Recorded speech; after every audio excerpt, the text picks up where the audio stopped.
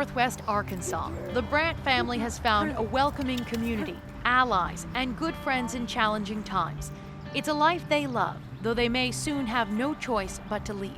This town is very quaint and tight-knit, and so that's been a really nice thing to experience and for the kids to experience. It's sad and it's frustrating knowing that a place that I've lived all my life is making it seem like they don't want me here. 15-year-old Dylan is transgender and has been on testosterone for the past 9 months. It's vital care, he says, that he may lose access to starting this summer, after the Republican-led State House passed a law banning gender-affirming health care for anyone under the age of 18, a law affecting Dylan and nearly 1,500 other kids in Arkansas. It's frustrating knowing that somebody is trying to take something very important to me away. Watching him really become the person that he was always supposed to be has been amazing and wonderful. And the idea that that could be taken away and all the progress that he has made come to a screeching halt is incredibly upsetting. Republican lawmakers in Arkansas have passed 3 bills this year that critics say are transphobic. It's part of a much larger national trend. Dozens of bills backed by Republicans are before state houses right now. But what happened here in Little Rock is getting international attention. A decision to ban gender-affirming health care, including the use of hormones for anyone under the age of 18, is considered one of the most extreme provisions in the country. It was even a step too far for the state's Republican governor. While Asa Hutchinson has signed other bills, including a ban on trans girls and girls' sports, he vetoed the medical care legislation, but was overruled by lawmakers. What do you say to those families who are considering picking up and taking their lives elsewhere because of this legislation? We value you. We want you to stay here. It's important to our workforce and the diversity that we have. So it saddens me.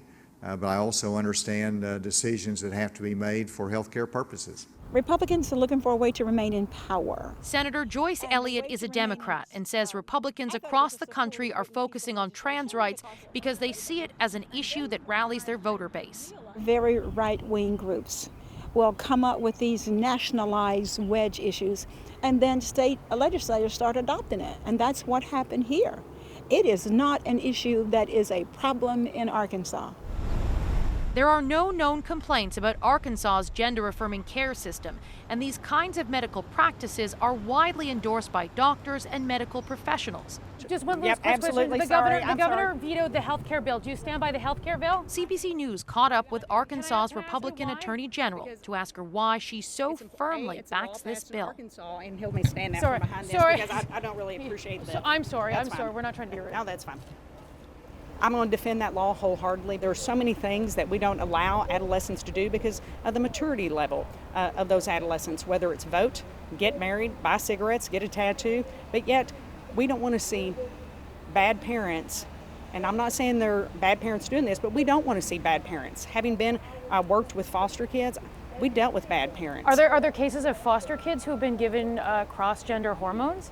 Because I don't think there are in the state or anywhere in the country. Well, we want to make sure, this is something, again, we want to make sure that we're protecting these young people, and that's what we're doing. The Attorney General's office later admitted Leslie Rutledge's fears are unfounded, as she is not aware of any cases of parents or foster parents forcing a child to change gender. Are these not medical care positions that doctors and families should make? But she adamantly stands by the need for this bill. So many of these laws that are popping up across the country are a product of misinformation, according to DeLee Fortson, a psychological examiner who specializes in LGBTQ care.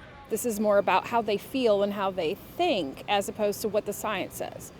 And it's tragic. The Brandts are now waiting to see if the American Civil Liberties Union, an advocacy group, will pursue legal action. That could give Dylan some breathing room, as he likely would be able to continue with his care while a court battle takes place. Physically and mentally, I'm so much happier, so much more confident. I'm doing things that I would have never done before. Like what? Like putting myself out there more. It's easier to put myself out there when I'm who I want to be and look how I want to than it is when I'm kind of hiding. The Brants do not want to leave Arkansas, but don't know what other options they'll have if Dylan can't get the gender-affirming care he needs in order to live his life. Katie Simpson, CBC News, Greenwood, Arkansas.